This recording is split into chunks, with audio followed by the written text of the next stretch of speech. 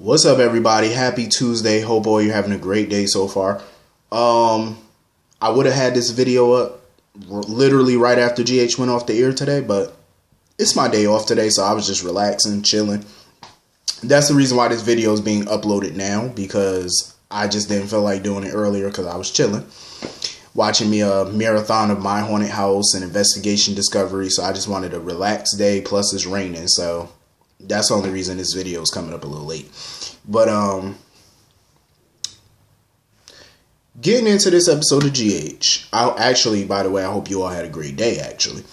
But getting into this video of GH, this was a pretty chill episode. I liked it because it's a break. You know what I'm saying? Like, we got a day's break from the drama that happened yesterday with Taggart and Cyrus's men. So this was a good chill video. This was a very chill episode today. I felt it was a good one, but it was a chill one.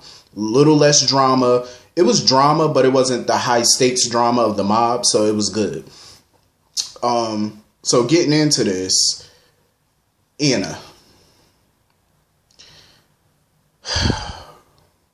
It's like, what is the point of these conversations between Anna and Finn? Because I feel like they're just going in circles.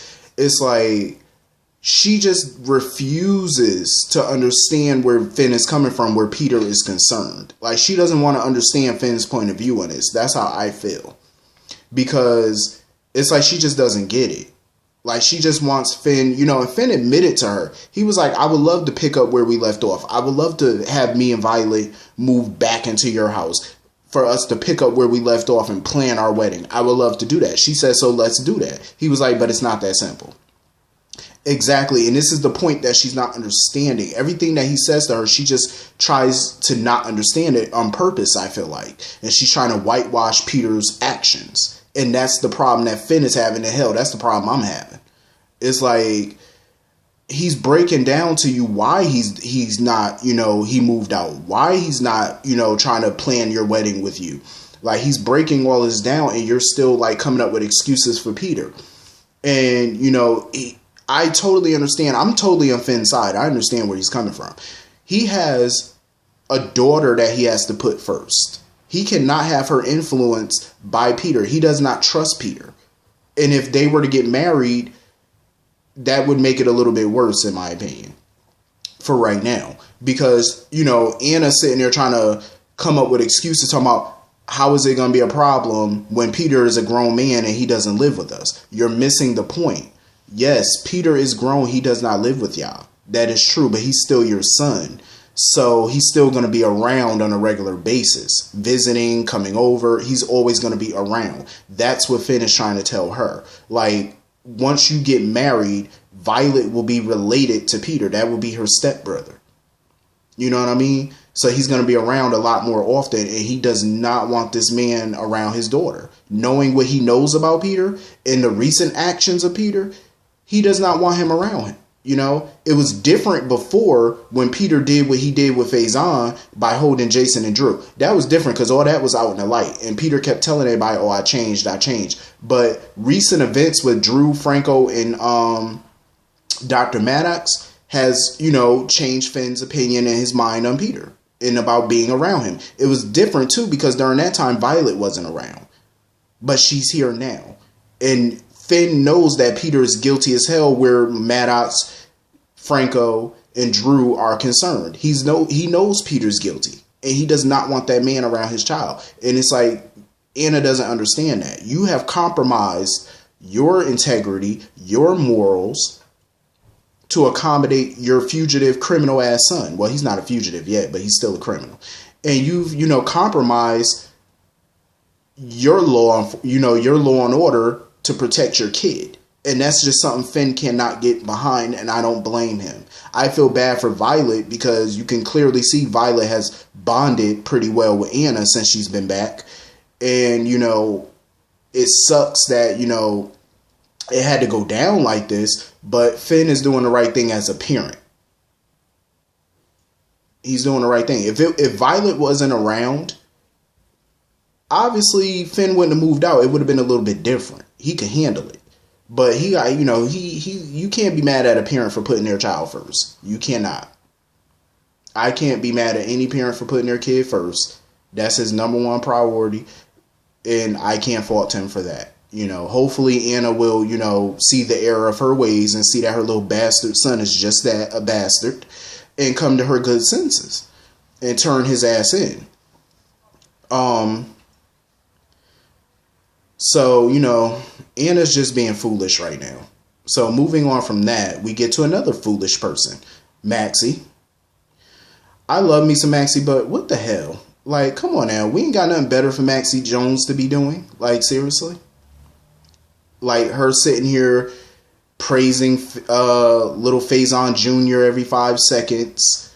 Oh, you're a good man. Oh, I'm sick of Spinelli, interrogating me about you. If Spinelli has strong reservations about this man, why are you not listening? Why are you not listening? He's not doing it for no reason. Like, if he's asking all these questions, there's a reason behind it. And Maxie just doesn't want to see it. She just doesn't care to see it. Like, Maxie, open your eyes. Haven't you been played by men before? And felt stupid because you let yourself get played? Guess what? You're doing it again. You're letting another man play you and manipulate you. And lie to you. That's what you're doing. You know what I'm saying? Like, get a grip and know who you're dealing with. Open up your damn eyes. Stop being so blind. Like, seriously, some of these women on the show just be so digmatized. It's like, is it that good? Like, is the bedroom that, like, is it really that good that you just can't see some shit for what it is? Obviously, the number one digmatized person on the show would be Carly. I mean, her little short husband, he just run around calling women all type of whores and bitches, and she's still married to him after he done called her all types of whores and bitches. So clearly it must be good for her. So, y'all done popped out another child. But anyway, I ain't even gonna talk about them because they not on the show. So they wasn't on this episode. So I ain't even gonna really dive into that. But it's like, damn, like, get a grip. Get a grip. Get a damn clue. Seriously. So it was good to see my boo, Obrecht. We haven't been seeing too much of her. I think the last time we saw Obrecht, she had a little impromptu therapy session with Neil when they was at the Metro Court. So that's the last time I believe we saw her. So apparently after that, she done went to Switzerland or whatever, collected herself, and she had brought back some chocolates and stuff, try to see the error of her ways, take a little mini vacay, I love me some Obrecht, but she's sneaky and she's slick. The way that she was sitting there after Maxie had to, walk away for a second, and she was talking to Peter and stuff, and she was basically telling him how, she hate the fact that she was, so beholden to Faison for all those years and went down that dark path, and, she didn't want to do that again, and basically told, Peter that she was trying to live down her past just like he trying to live down his. And she told him, if you got anything, you want to unburden yourself on me, you want to talk to me about anything, you feel free to do so. I'm a sounding board. I'm here to listen. I don't trust her. Because Obrecht is sneaky and slick. And once she got leverage on somebody, she gonna use it. And I felt like that's what she was trying to do. She was trying to get him comfortable enough to trust her enough to confide his deepest, darkest secrets and all that shit into her. Confide in her. I don't trust Obrecht because she's slick. I wouldn't be surprised if he slipped up and told her everything and she sat right there and tried to blackmail his ass to use it against him, because Obrecht, she will. She will. And I was hoping that's what she was trying to do, because she's slick like that. So you got to watch Obrecht. So moving on from that, now we getting onto this. I love the scene between Alexis and Valentin, though. I really did. That was actually a nice looking scene. Valentin, he just won't listen to Alexis. Like, Alexis keep dropping these gems on him and he just don't want to listen. Like, she keep telling him he's better off without the Cassadine fortune. He's better off without the Cassadine name. Especially she's under the impression, like, she makes it seem like, this is his chance now that he know Mikos is not his father. And Helena's dead, so she has no influence over him. So this is his chance to change and change for the better. That's how she's basically feeling about it. But him, he not going to listen. Because look at Alexis. She doesn't use the Cassadine name. She's not, living off the Cassadine fortune. She's made a very comfortable, nice life for herself financially. You know, is she some big multi-millionaire, billionaire? No, but she lives damn good. You know what I'm saying? Like, she's built a very nice reputation and career for herself. Her love life is shitty, you know, but I mean, you know, you can't have your cake and eat it too, I guess. You know, you can't have every aspect of your life be perfect. You know, some shit you really do got to work harder, you know, on. But, you know, her career and stuff, you know, she's done a good job. She didn't need no man for nothing. You know, she never had to marry a man for no coin or nothing. She made all her coin by herself, you know, bought her house by herself. You know, like, she's done a lot of shit for her. You know, took care of her daughters and stuff without the need of money from a man. You know, I salute that. I salute it. I respect it. And she's basically trying to tell Valentin, like, you don't need the cast iron fortune. You damn sure don't need the name. But on the other hand, I can understand why Valentin is keeping the cast iron name. Technically, Mikos is his legal father, so I can understand. You know, he went all these years with the cast iron name. So why change it now? You know what I'm saying? Like, but you know, Valentin, he not gonna change. Basically, he feel like, you know, biologically I'm not a Cassadine, but you know what? I'm still gonna do Cassadine things. I'm still gonna commit Cassadine-like crimes. You know, like, he's not gonna change for the better. So I felt like, even though, you know, Alexis was coming from a good place, being a sounding board for him, it was a waste of her time and her breath, because he's still gonna do little dumb shit. So it's like, whatever. So anyway, moving on from that, Brooklyn is singing all happy and shit because she thinks Julian is gonna clean up her mess, because Brooklyn is just, she's like a little young Tracy. Swears somebody else is gonna clean up her little messes. I'm like, no, it doesn't work like that. You made the mess, you clean it up yourself. You know, trying to blackmail Julian into doing her bidding. And of course, Julian wasted his good breath because that wasn't going to work. You know, he tried to scare Link, try to, you know, threaten him to tear up the contract. And, you know, Valentin was looking all interested by that scene and stuff like that, you know, with a little gleam in his eye. You know, Link, of course, was pissed because he was like, you know, I didn't sign up for all this. So Valentin must have been planning this hostile takeover for quite some time. And Valentin is not worried about Julian and his threats and all that, because he was like, you know what? If Brooklyn is desperate enough to get Julian involved in this, that means she's desperate enough to give up her ELQ stock. And that's what Valentin's counting on. So, of course, he sent Link to, you know, go see Brooklyn with some documents, basically to give up her ELQ shares in exchange for him tearing up her contract. If Brooklyn signs those papers, she's as dumb as a box of rocks. Like, come on now. Your granddaddy, you know, your great-grandfather, when he passed, before he passed, he spent a lot of money buying back those ELQ shares so that way he can bequeath them to his family. You know what I mean? So that way he can leave, you know, he felt like he was leaving his legacy in good hands. You know, and he wanted to make sure the family was taken care of. And look at what you're doing. You're letting some 2-bit thug, you know, get you in a situation where you got yourself in it for being stupid, not reading the contract with a fine-tooth comb and not having a good enough lawyer to read it. You got yourself in this mess, and now you're expecting everybody to get you out of it. No, you need to learn a lesson and figure out how to get yourself out of it. Then you want to sit there and try to blackmail Julian some more because Julian told him, well, I did my part. There's nothing more I can do. She's sitting there talking about, oh, I'll tell Lucas. Or I'll go to Sonny and, you know, tell Sonny about it. Julian was like, okay, tell Lucas.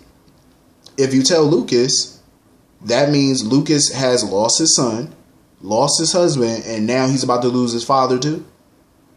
And if you go and tell Sonny, Sonny's going to kill him, which means you're going to have Julian's blood on your hand and you're going to be responsible for Julian getting killed.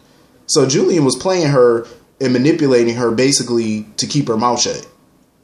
Basically letting her know, like, trying to emotionally blackmail her to shut up.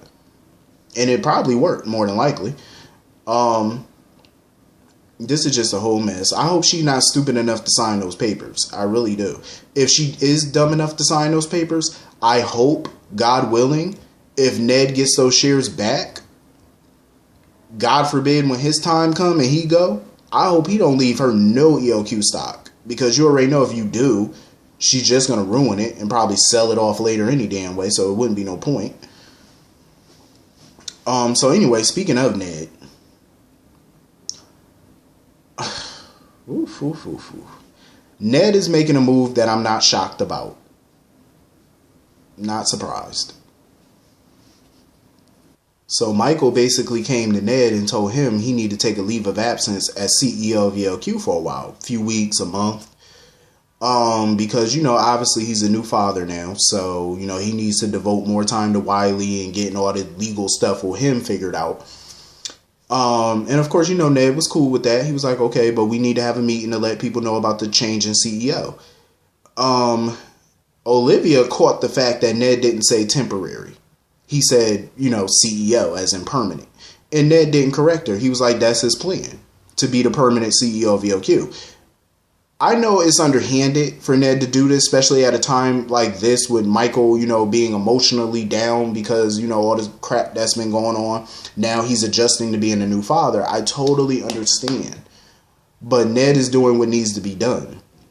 He's not doing this to be malicious towards Michael. That's not what he's doing. But Ned knows that there's a serious situation going on and that they are close to losing ELQ if he doesn't do something. He knows it. Even before Michael found out Wiley was his son, he was, not really paying attention to ELQ business like that. You know what I mean? Like, he's not equipped to handle Valentin. I don't feel like he is. He's not equipped to handle a takeover. Plus, you got the issues going on with the Corinthos, family, with this Cyrus business. His focus is just all over the place right now, and it's not on ELQ. So I think Ned is the best person right now to take over for however long until they figure this mess out. But, of course, Ned wants to make it permanent. And I can't say that I blame him. I mean, he even said it. If it wasn't for the Corinthos family drama and this whole hostile takeover, he feels like Michael is good to be CEO. He's a good CEO. But it's just too much going on right now. He's not equipped to handle it. So I totally get it. I understand. But, Michael ain't going to understand. Michael going to be pissed when he find out. He's going to feel betrayed, stabbed in the back. But you know what? Ned is doing this for the greater good of the family and the company. It just is what it is. You may not agree, but business is business. This ain't personal. This is all business. So for me, I understand. So speaking of Michael, he had a meeting with Diane going over the legalities of, Wiley. So apparently Michael wants to keep Wiley's name as Wiley. Why? I don't know. Get rid of that name. I mean, I understand he's used to being called Wiley, but damn, call him something else. I'm just not fond of that name. So basically, he wanted her opinion on what last name to give Wiley. Should he go by Quartermain or should he go by Corinthos? I feel like Diane, as usual, gave him the best possible advice because, no matter what you call him, people know who this kid is going to be related to. They know he's a part of the Corinthos family. They know he's a Quartermain too. They know this. Her best opinion was give them both names. Quartermain, Corinthos. It's a long ass name to be writing down, especially when he get older. Like, he got to write all that foolishness. But you know what? You can't hide the fact that he's a Corinthos. You can't hide the fact that he's a Quartermain. So you might as well mix the two names. Look at Molly. Look at Christina. Christina Corinthos Davis. Molly Lansing Davis. You know what I'm saying? Like, might as well, So I feel like Diane, of course, gave him the best advice. And also she told him, I would hold off on some things because look at Nell. You know what I'm saying? Nell going to have something to say. She will. So until they can handle that Nell situation, you need to hold off on any name changes. Like, just chillax. Because Nell is going to be a problem. They haven't solved that problem yet. So until you solve the Nell problem, don't make any name changes. So this was a pretty good episode, though. I did enjoy it. Hit the comment section and let me know what y'all thought about this episode. I will see y'all all later. Have a good night. Peace.